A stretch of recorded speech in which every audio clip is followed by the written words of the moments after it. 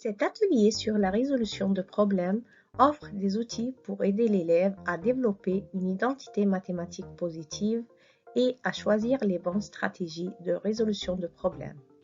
Il aide aussi l'élève à relever les défis en travaillant à la fois de façon autonome et collaborative et à communiquer son raisonnement de façon critique et créative.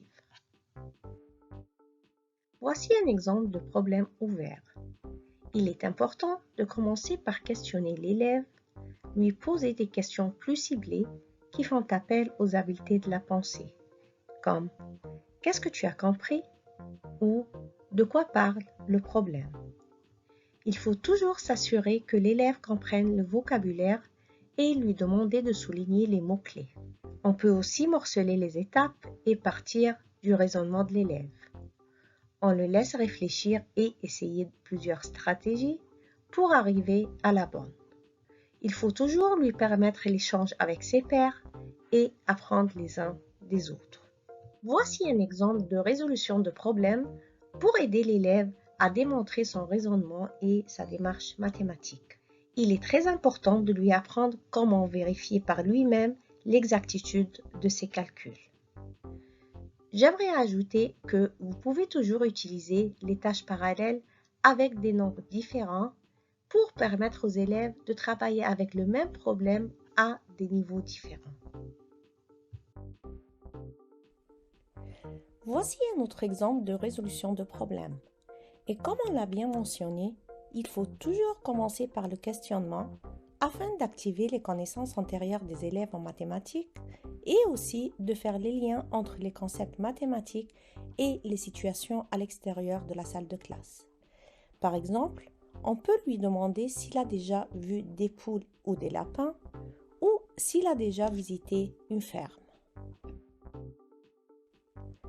Je vous présente dans les deux diapos suivantes un exemple de résolution de problème selon le niveau de l'année scolaire. Encore un exemple avec des concepts mathématiques plus avancés. Il faut aider les élèves à gérer toute la gamme des émotions qu'ils vont vivre lors d'une séance de résolution de problèmes.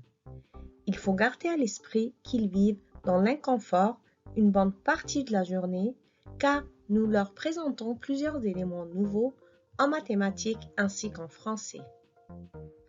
Voici quelques suggestions pour les aider à gérer leurs émotions. Les premiers problèmes ou énigmes mathématiques doivent être présentés tôt et surtout ils doivent être associés au plaisir. Pas de compétition, pas de notes, du moins pas toujours. Donner à l'élève le droit à l'erreur. Les erreurs doivent être interprétées comme des messagers qui informent les enseignants aussi bien que les élèves sur ce qui fait l'obstacle à la réussite. Il faut également valoriser l'utilisation du matériel concret et faire attention au non-verbal lors de l'analyse d'une démarche. Les élèves en difficulté y sont très sensibles. Proposer à l'élève de proposer lui-même des problèmes.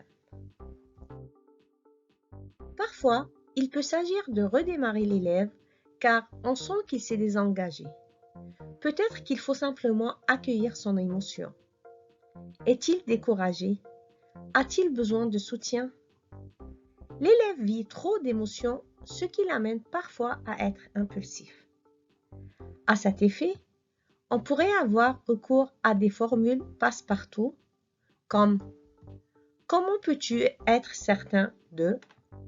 Comment pourrait-on prouver que cette réponse est la bonne? Tu sembles convaincu. Sur quoi te bases-tu pour? Un autre élève me dit que. Qu'en penses-tu? Et aussi, on peut varier les mots d'encouragement, comme par exemple « Tu es sur la bonne voie » ou « Tu as été plus persévérant que l'autre jour ». Il est très important d'amener l'élève à vérifier par lui-même l'exactitude de son raisonnement et par la suite de ses calculs avant d'entamer l'étape suivante.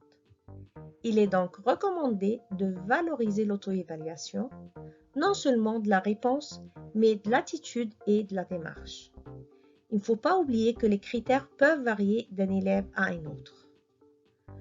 Aussi, encourager l'entraide, les échanges et le soutien entre les pairs. Pour réussir à gérer les besoins de nos élèves, les enseignants trouvent en leurs élèves une source inépuisable de soutien technique, linguistique, pédagogique et mathématique, ce qui établit une ambiance de collaboration qui favorise la reconnaissance de la valeur de chacun de nos élèves. L'élève en difficulté peut compter non seulement sur son enseignant, mais aussi sur ses pairs. Il ne faut pas oublier que les problèmes doivent être signifiants pour les élèves et représenter un défi raisonnable.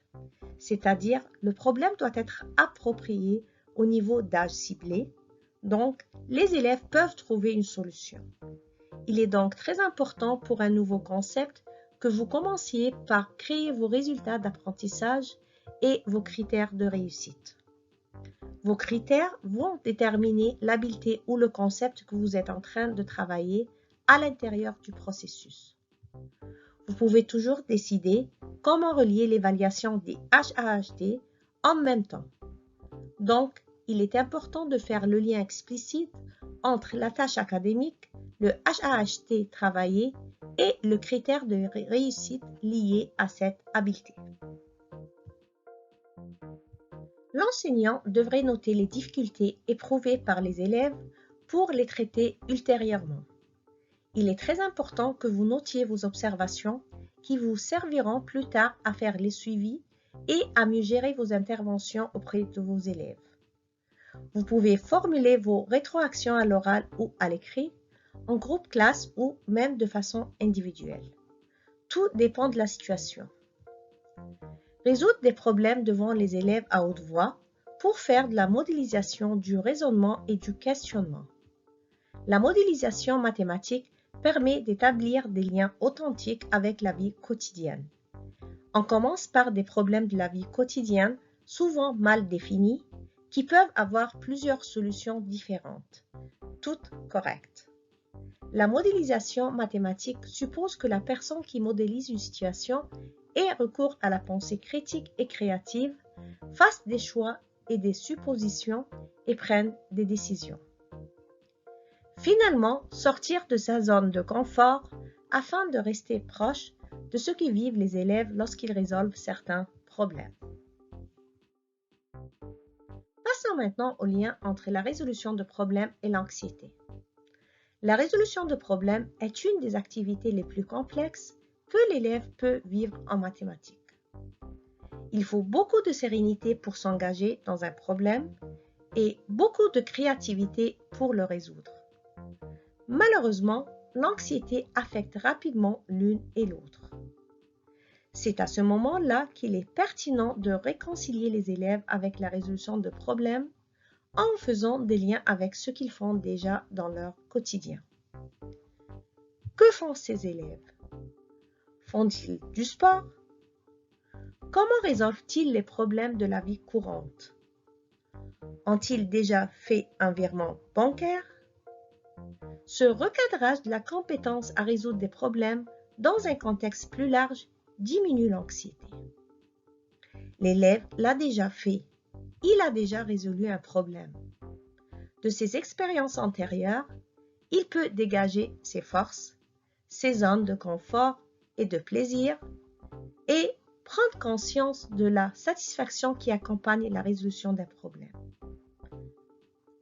Ceci conclut cette capsule sur la résolution de problèmes.